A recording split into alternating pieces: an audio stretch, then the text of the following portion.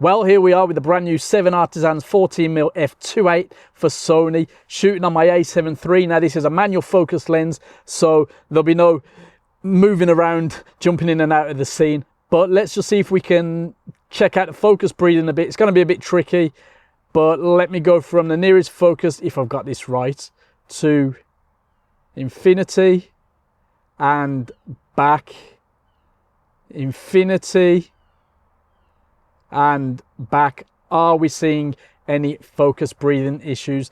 Now we're going to look at this thing up close in a studio, and as always I'm going to get out and give it a good thorough test, put my thoughts together, and then pass it over to you, more importantly for your opinions once you've tried the lens, of course. So yeah, let's just crack on.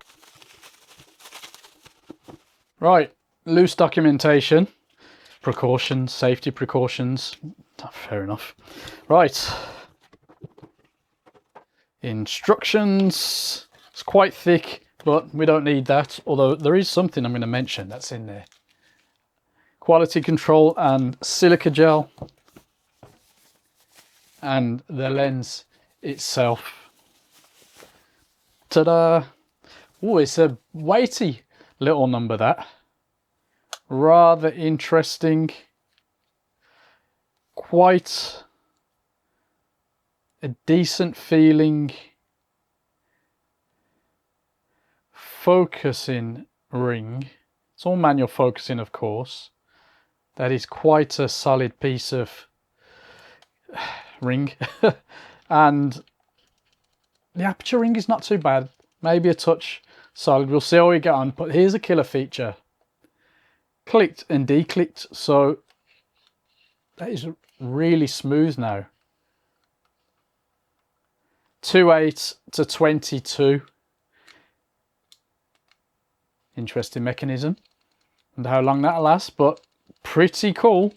That is the killer feature. Now this lens cap is interesting because it's so slim, because naturally the lens is very, very wide. 14mm. They're saying rectilinear. I hope so. We'll find out. 77mm filter thread, which is going to be very good. That is an interesting little hood system in there. You see that there? And as we zoom in and out, nothing moves there. That's quite interesting why they've put that in there, even though you've got that there. Very, very interesting design. Closest focusing 43 centimeters, 594 grams, and the instructions were handy because they reminded me that this is, well, in the words of the instructions, not waterproof, so not weather resistant. That is a chunky bit of kit. Now that is that way because there's no lens hood, so that will hopefully do the job, keep the contrast where we want, and maybe the flare. Yeah, we'll see how we get on with that. This is going to be a very interesting one, but some curious design choices there. That, I guess, being the killer feature. Oh, also what they want you to know: 10 diaphragm blades, 13 elements, 9 groups, so a lot of glass. Let's see how that translates in the real world. I can't get my words out.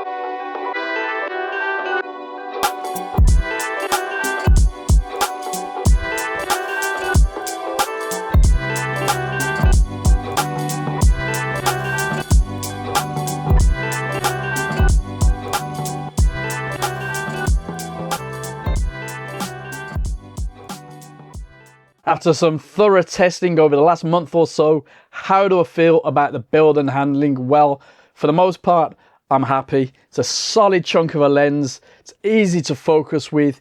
The aperturing works a treat, both clicked and declicked. We're going to mention the reason why in the image quality section in just a moment, but the lack of a proper lens hood turned out to be more of an issue than I'd hoped. I like what they've tried to do, but the issues are a little bit unforgivable. Focus breathing though seems to be excellent with this lens, so fair play 7Artisans.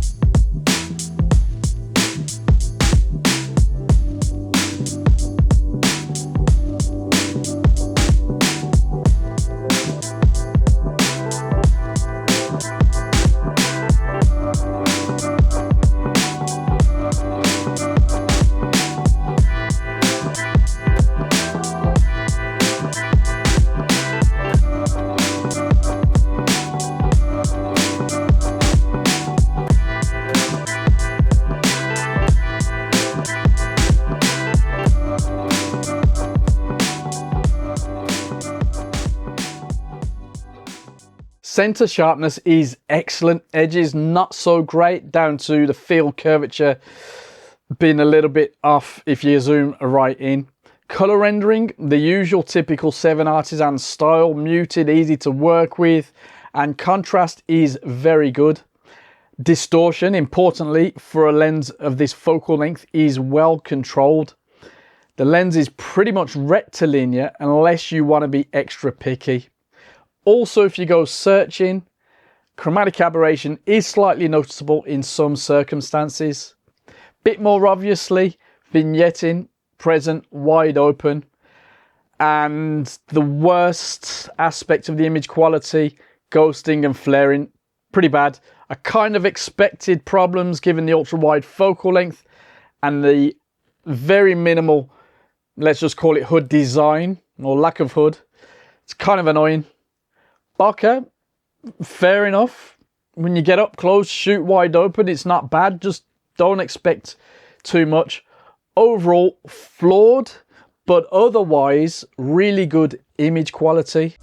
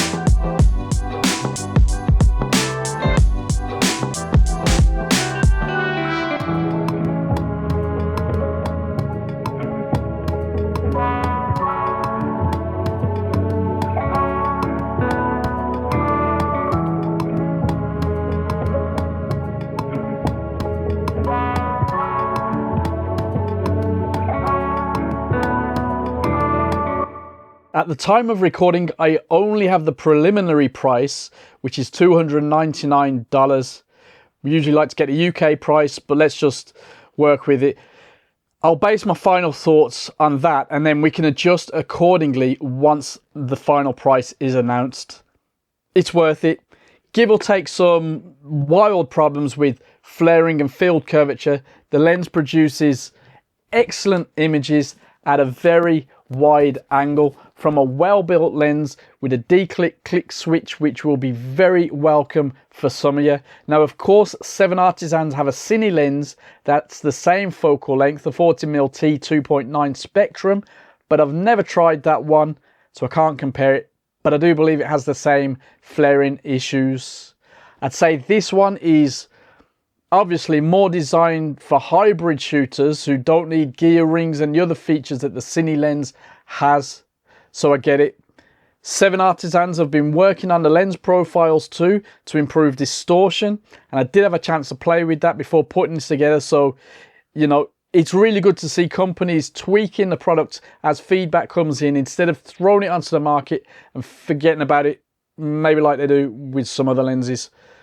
Fair play to them for this one. Let us know in the comments when you've had your hands on this lens and how you get on with it. Till the next time, take it easy.